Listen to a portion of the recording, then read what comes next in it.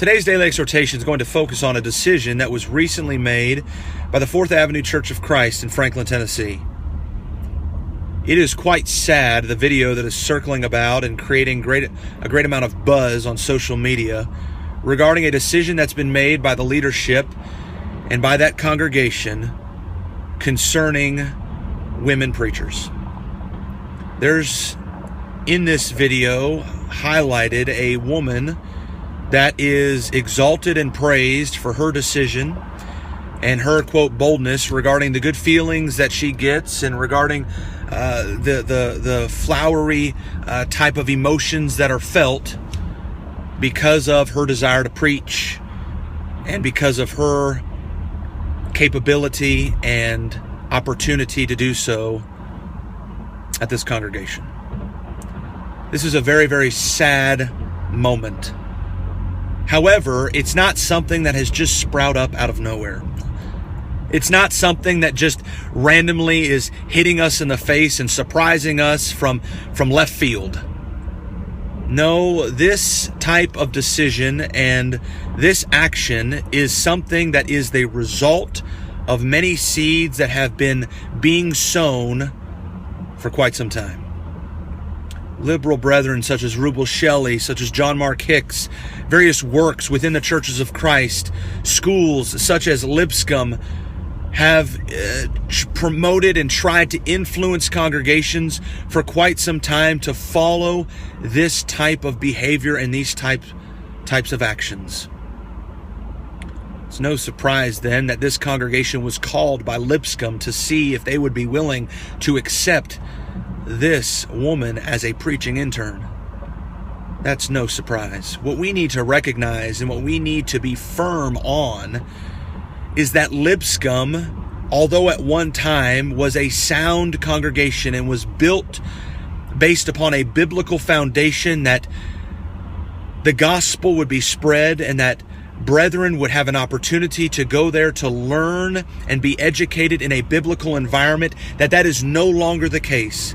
That Lipscomb is really now just associated, and by the way, they would probably be happy with this type of association with none other than colleges such as Biola and such as Liberty University. We need to recognize this about Lipscomb. We need to recognize this when it comes to our children and where we want to send them to school. Sure, send them there, but don't send them there under the pretense and with the idea that somehow they're safe and protected from error, that somehow by going there, because it's a, quote, brotherhood school, that they're going to be taught the Bible and learn the truth. No, that's not the case. I remember quite a few years ago when we had an opportunity to engage in a VBS, and we had several young people come and assist us with this VBS, that some had been considering where to go to school and where they might continue their education.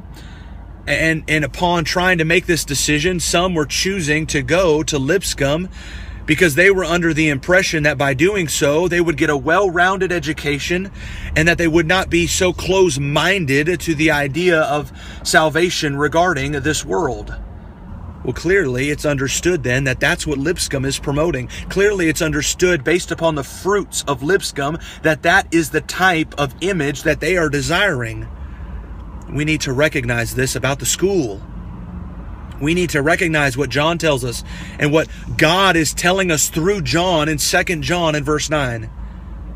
Whosoever transgresseth and abideth not in the doctrine of Christ hath not God. If we go onward, if we progress, if we go beyond the doctrine of Christ, we do not have God. Period. So we don't need to be under the impression that somehow these works that have been promoted by brethren such as Rubel Shelley and John Mark Hicks, that works such as Lipscomb are somehow in accordance with God's word because at one time they were founded on biblical principles and teachings. That's no longer the case. Period. Secondly, we need to understand and recognize that this congregation at Fourth Avenue, the brethren need to recognize there, and brethren throughout the churches of Christ, whatever congregation you might be attending, we need to recognize that there is the tendency for those that are in leadership those that are preaching to begin using the congregation and to begin seeing the congregation and the gospel as merchandise. Just as Peter tells us in 2 Peter chapter 2 and verse 3. Brethren, to the Fourth Avenue Church of Christ, you need to realize that this leadership is just simply interested in numbers, interested in praise from men, interested in glory from men, interested in money, and interested in keeping you in the pew so that that can continue to be collected. It is now a business. It is now an erroneous congregation. That's sad. That's sad. Maybe it's been for quite some time, I don't know, but clearly now we know based upon this decision. We also need to recognize and understand that this congregation is not loving. This type of decision and this idea that by doing this, it's a loving decision and it's an accepting decision and it's a tolerant decision and they're patting themselves on the back as if this is such a praiseworthy point. Is just not the case. God plainly tells us that we love the children of God and we love God when we keep His commandments. John chapter 14 verse 15, 2 John chapter 5 verses 2 and 3. If we want to be loving, it's not by following the women's liberation movement and the liberal ways of the world. If we want to be loving, we have to convert the world to the church, not the church to the world. It's time that we wake up to this reality. It's time that we understand that these types of decisions ultimately are just seeking praise from men and are then therefore rejecting the praise that could be received from God by keeping His commandments. It's exactly like the rulers of the Jewish religion during the time of Jesus. In John chapter 12 and verse 43, they desired the praise of men more than the praise of God. And that is exactly what we see taking place via this video that has been publicized by the Fourth Avenue Church of Christ. Upon this decision being made and announced, immediately applause begins to take place. Clapping and rejoicing begins to be heard.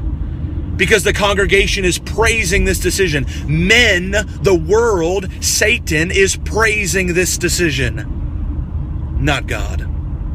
Plain and simple, God is right and Garland is wrong. Yes, Lipscomb and scholars throughout the Brotherhood and various brethren who are trying to promote this type of decision to have women preachers, it comes from folks such as Garland, who wrote the book Family Ministry. It's about that thick, and it tries to promote this idea that somehow what Paul was writing was just cultural and that it doesn't apply to us today, and that with the death of Jesus Christ, the resurrection of Jesus Christ, the establishment of the church, that means that the various roles as set by God ultimately should just be done away with.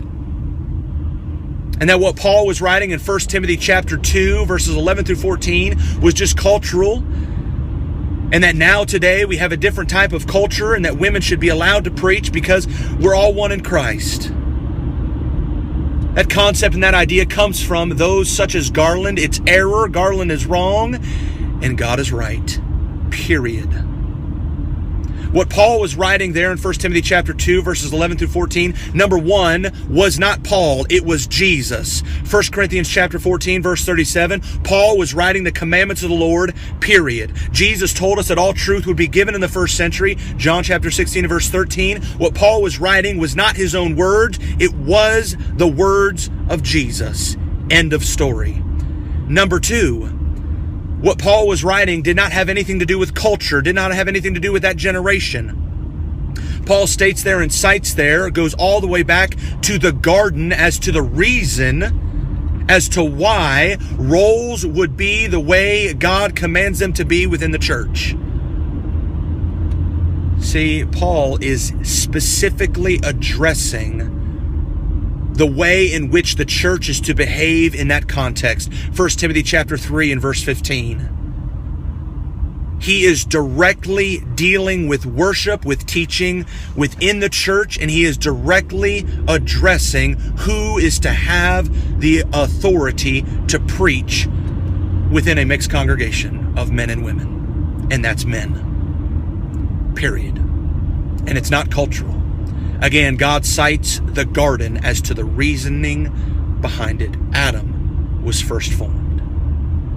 We also need to recognize that what Garland tries to promote, what these liberal and erroneous teachers try to promote, and what now our brethren are following, they're not following Jesus. They're just disciples of Shelley. They're just disciples of John Mark Hicks. They're just disciples of Garland. They're disciples of the world. They're not disciples of Jesus. We need to recognize that Garland misses it. That if we go back to Genesis chapter 3, Garland tries to state there in verse 15 that that's a prophecy concerning the coming Christ, which we know it is. And then in verse 16, when we read that the woman is going to desire her husband and that he's going to rule over her, that means with the coming Christ, that then punishment, the consequence of what took place in the garden, would go away with the coming Christ. But we know when we look at the context there in Genesis chapter 3, verses 15 through 19, that none of the other consequences that God cited regarding their error, regarding their sin in the garden, ever went away when Jesus Christ came and established the church. Do women still bring forth children in sorrow? If you're a woman and you're watching this and you've had children, let me ask you a question. Do you still go through pain when you give birth? Or did that go away when Jesus Christ came? We all know that answer. Or men, when you go out and you work your garden, you work your land, you go out and labor for your family and for your household, do you still sweat by your brow? If you're going to go work in your garden, are you still going to be pricked by the thorns? Yes, you are. Those consequences didn't just disappear with the coming Christ. No. They remained intact, and that's the very reason as to why Paul goes all the way back to the garden to continue to perpetuate the roles between men and women within the New Testament church and under the law of Christ. It's very, very plain. This decision is not a decision to follow Jesus. It's just a decision to follow men. And just because this might be, quote, new within the churches of Christ, and it's not really new, again, these seeds have been being sown for quite a while. These ideas have been being thrown around for a long, long time within the brotherhood. But even more so, they have already been embraced and accepted for even longer than that by the denominational world and by those of error throughout this country, throughout this world. To the sister there in that video, you're really just doing nothing more but associating yourself with Joyce Meyer and Victoria Osteen. You're not abiding in the doctrine of Christ. You don't have God. It's error. It's wrong. It's sinful. Don't seek the praise from men. Seek the praise from God. And let's stand strong in the truth, reject and deny